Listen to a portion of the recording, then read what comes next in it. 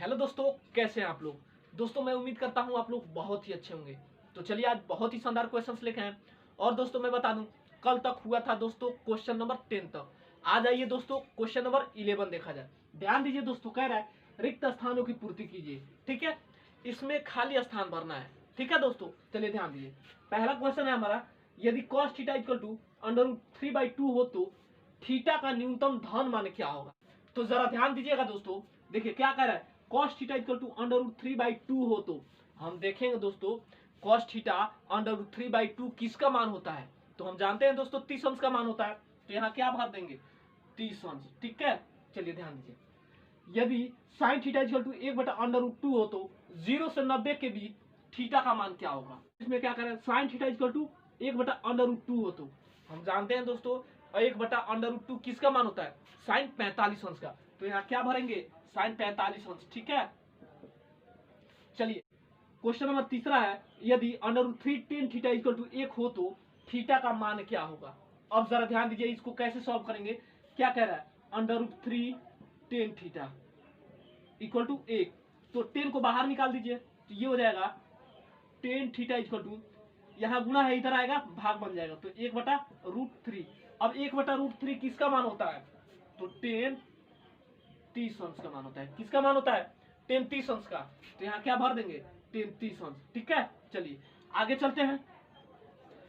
कह रहा है 12 का पहला क्वेश्चन, यदि sin theta minus cos theta तो थीटा का मान बताएं, जबकि 0 से बड़ा थीटा, थीटा से बड़ा 90 अंश, तो थीटा के किस मान के लिए sin थीटा और cos थीटा का मान समान होंगे। तो जरा ध्यान दीजिए, इसको कैसे सॉल्व करेंगे। sin theta minus cos theta, तो यहाँ सॉल्व करते समय जरा ध्यान दीजिए, sin theta minus cos theta, ठीक है, इक्वल टू थीटा का मान बताएं जबकि 0 से बड़ा। तो यहाँ क्या भर देंगे, 0। क्या भरेंगे, 0। तो एक काम करिए, cos को इधर भेज दीजिए, cos को इधर भेजिए।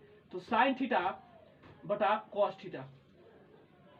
यहाँ क्या कह रहा है, 0 से बड़ा थीटा यानी थीटा से बड़ा 90 अंश, तो यहाँ क्या हो जाएगा, 1 हो जाएगा। ठीक है, तो चलिए ध्यान दीजिए, हम जानते हैं दोस्तों sin थीटा बटा cos थीटा किसका मान होता है, tan थीटा का मान होता है।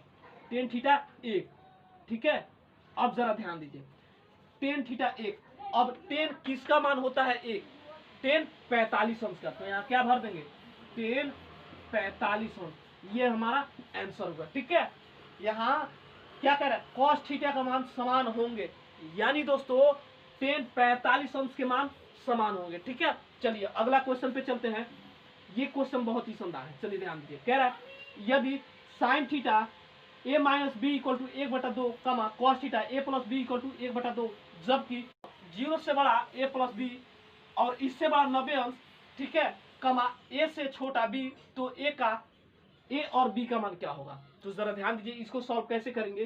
पहले लेंगे sin a माइनस बी, क्या लेंगे, sin a minus B equal to कितना है, 1/2। अब जरा ध्यान दीजिए, साइन को काट दीजिए, तो ये हो जाता है a minus B equal to 1/2 किसका मान होता है, 1/2 किसका मान होता है, साइन 30 अंश का मान होता है। किसका मान होता है, 30 अंश का। Equation number 1। ठीक है, अब आइए दूसरा लीजिए, क्या है, cos a प्लस बी। दूसरा हमारा है दोस्तों cos a plus B equal to कितना है हमारा, 1/2। अब a प्लस बी को इधर लाइए, तो a plus B equal to कितना हो जाएगा, 1/2 किसका मान होता है, 1/2 किसका मान होता है, cos 60 अंश का मान होता है। तो यहाँ 60 अंश भर देंगे, इक्वेशन नंबर 2। ठीक है, अब यहाँ लिखेंगे दोस्तों समीकरण 1 और समीकरण 2 से, समीकरण 1 व समीकरण 2 से। ठीक है, यहाँ लिखेंगे समीकरण नंबर 1 और समीकरण नंबर 2 हमारा तैयार हो गया है। तो यहाँ लिखेंगे समीकरण 1 और समीकरण 2 से, यहाँ 1 और 2 भरिए, a minus B equal to 30 अंश, a plus B equal to 60 अंश। इसको जोड़ दीजिए, माइनस बी से प्लस बी जाएगा, यहाँ क्या होगा 2a बराबर 90 अंश। ठीक है, तो a को बाहर लीजिए, ये गुणा है इधर आएगा भाग बन जाएगा, तो 90/2। ये 45 बार में जाएगा, तो एक मान हमारा कितना आ गया, 45 आ गया। ये हमारा आंसर हुआ। बी का मान निकालना है ना, तो जरा ध्यान दीजिएगा, बी का मान निकालने के लिए हम क्या करेंगे, समीकरण ए को समीकरण 2 में रखने पर, समीकरण ए को समीकरण 2 में रखने पर, समीकरण 1 क्यों रखेंगे, क्योंकि ऑलरेडी हमारा समीकरण 1 का मान निकल गया। ठीक है, चलिए ध्यान दीजिए। अब समीकरण 2 हमारा कितना है, a plus B equal to 60 अंश, a plus B equal to 60 अंश। ए का मान कितना है 45 अंश, तो यहाँ 45 अंश भरिए प्लस बी इक्वल टू 60 अंश। बी को इधर ले जाइए तो बी इक्वल टू, ये प्लस इधर आएगा माइनस हो जाएगा, तो 60 माइनस 45, तो बी इक्वल टू कितना हो जाएगा हमारा 15 अंश। ये हमारा आंसर हुआ। तो जरा ध्यान दीजिए, ए का मान भी निकल गया और बी का मान भी निकल गया। तो चलिए अगले क्वेश्चन पे चलते हैं। तो चलिए दोस्तों हम आ गए हैं क्वेश्चन नंबर 13 पे। जरा ध्यान दीजिए, कह रहा है क्वेश्चन, निम्न समकोण त्रिभुज में कोण ए और कोण सी का मान बताएं। ये दो क्वेश्चन है दोस्तों, कह रहा है कोण ए और कोण सी का मान बताएं। तो जरा ध्यान दीजिए, कोण तो हमारा ये है ना, ए और सी, कोण हमारा ये है। फिर कह रहा है कोण ए और सी, कोण हमारा ए और सी। ठीक है, तो जरा ध्यान दीजिए, सबसे पहले फर्स्ट क्वेश्चन को लेते हैं। चलिए ध्यान दीजिए, क्या कह रहा है, कोण ए को लेते हैं। यानी दोस्तों कोण अगर थीटा हमारा यहाँ बनाता है तो इसके ठीक सामने वाला कौन सा होता है, लंब होता है और कोण होता है। लाल बटा कक्का से क्लियर कीजिए, लंब बटा कोण किसका मान होता है, साइन थीटा का मान होता है। किसका, साइन थीटा का। तो चलिए दोस्तों पहले कोण ए को लेते हैं। यानी दोस्तों लंब बटा कोण, यानी किसका मान होता है, साइन थीटा का। किसका मान होता है, लंब बटा कोण। ठीक है, तो साइन थीटा, तो साइन थीटा रहेगा यहाँ पे, लंब हमारा कितना दिया है 3 सेमी, कितना 3 सेमी, बटा कोण कितना दिया है 6 सेमी। इसको काट दीजिए, तो साइन थीटा इक्वल टू कितना होगा, 3 एक 3 दूना 6, यानी दोस्तों 1/2 आ गया। ठीक है, तो साइन थीटा इक्वल टू 1/2 किसका मान होता है, साइन 30 अंश का मान। तो किसका मान होता है 30 अंश का मान, तो थीटा इक्वल टू कितना आ गया 30 अंश। ये हमारा आंसर है। ठीक है, चलिए ध्यान दीजिए। अब कह रहा है कोण सी का मान, तो कोण सी का मान लेते हैं। यानी दोस्तों कोण सी, यानी थीटा हमारा यहाँ बना रहा है, तो इसके ठीक सामने वाला लंब होता है, तो लंब हमारा दिया नहीं है। ठीक है, तो ये हो गया दोस्तों आधार बटा कोण। यानी दोस्तों आधार बटा कोण किसका मान होता है, लाल बटा कक्का से क्लियर कीजिए, लाल बटा कक्का, यानी आधार बटा कोण किसका मान होता है, कॉस थीटा का। किसका मान होता है, कॉस थीटा का। तो यहाँ दोस्तों हो जाएगा हमारा कॉस थीटा इक्वल टू आधार बटा कोण होता है ना, आधार बटा कोण, तो कॉस थीटा इक्वल टू आधार हमारा कितना दिया है 3 सेमी, कितना दिया है 3 सेमी, कोण कितना दिया है 6 सेमी। इसको काट दीजिए, कॉस थीटा इक्वल टू कितना होगा, 3 एक 3 दूना 6, तो 1/2। दोस्तों हम जानते हैं कॉस थीटा इक्वल टू 1/2 किसका मान होता है, कॉस 60 अंश का मान होता है। किसका, 60 अंश। तो हमारा आंसर रहा। ठीक है, चलिए क्वेश्चन नंबर 2 को देखते हैं। निम्न समकोण त्रिभुज में कोण ए और कोण सी का मान बताएं। तो जरा ध्यान दीजिएगा, कोण हमारा ये रहा ना, ठीक है, तो इसके ठीक सामने वाला लंब, ये आधार, तो लंब बटा आधार किसका मान होता है, टेन थीटा का मान होता है। किसका, टेन थीटा का। तो ये हो जाएगा टेन थीटा इक्वल टू लंब बटा आधार।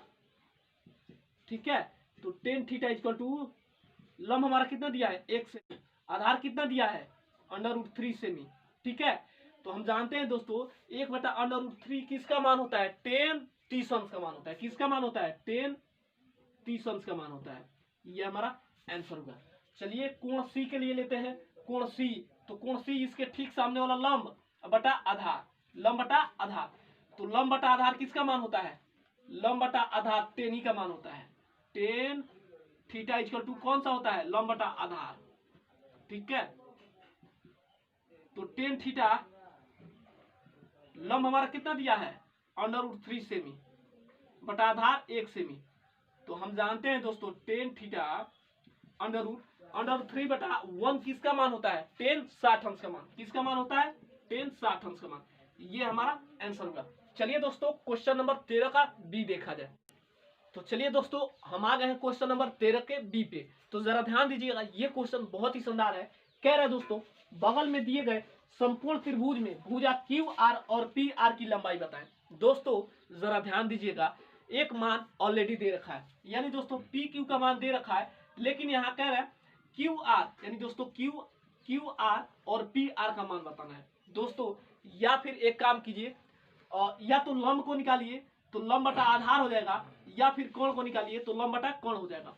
पहले किसी एक का मान निकालेंगे तो ऑलरेडी हमारा तीसरा निकल जाएगा। ठीक है, तो चलिए ध्यान दीजिए, पहले हम लंब बटा कोण को निकालते हैं। यानी दोस्तों थीटा यहाँ बना रहा है तो इसके ठीक सामने वाला लंब बटा कोण, पहले कोण को निकाल लेते हैं। यानी दोस्तों 30 अंश दिया है, लंब बटा कोण किसका मान होता है? साइन थीटा का। किसका मान होता है? साइन थीटा का। तो जरा ध्यान दीजिएगा, साइन 30 अंश इक्वल टू लंब बटा कोण होता है ना। चलिए ध्यान दीजिए, साइन 30 अंश का मान 1/2 होता है। अब जरा ध्यान दीजिए, लंब हमारा कितना दिया है? यानी दोस्तों पी क्यू का मान कितना दिया है? 6 सेमी। कितना दिया है? 6 सेमी। बटा कोण हमारा कितना दिया है? कोण नहीं दिया है तो यहाँ पी आर लिखेंगे। क्या लिखेंगे? P R. ठीक है, पी आर। तो यहाँ बाई क्रॉस मल्टीप्लिकेशन कीजिए तो ये हो जाएगा पी आर इकोनॉम पी आर इक्वल टू 6 गुना 12 सेमी। एक तो हमारा आंसर ये हुआ। ठीक है, अब आइए दोस्तों, यानी दोस्तों पी आर का मान कितना निकल गया? 12 सेमी। अब आइए क्यू आर का मान निकालें। तो चलिए दोस्तों क्या कह रहा है? पी आर का क्यू आर का मान निकालने के लिए तो आइए दोस्तों हम लेते हैं 10 30 अंश। यानी दोस्तों लंब बटा आधार किसका मान होता है? लंब बटा आधार किसका मान होता है? टेन थीटा का मान। तो जरा ध्यान दीजिएगा, ये हो जाता है दोस्तों पी आर बटा क्यू आर। यानी दोस्तों 10 30 अंश इक्वल टू लंब बटा आधार होता है ना। तो 10 30 अंश का मान क्या होता है? 1/√3 होता है। क्या होता है? 1/√3। तो लंब हमारा कितना दिया है? 6 सेमी। कितना दिया है? 6 सेमी दिया है ना। बटा आधार नहीं दिया है यानी क्यू आर। तो बाई क्रॉस मल्टीप्लिकेशन कीजिए तो ये हो जाता है क्यू आर इक्वल टू 6√3 सेमी। ये हमारा आंसर है। यानी दोस्तों क्या कह रहा है? पी आर का मान और क्यू आर का मान निकालिए। तो क्यू आर का मान कितना आ गया? 6√3 और पी आर का मान कितना आ गया? 12 सेमी। तो चलिए दोस्तों मैं मिलता हूं अगले वीडियो में, तब तक के लिए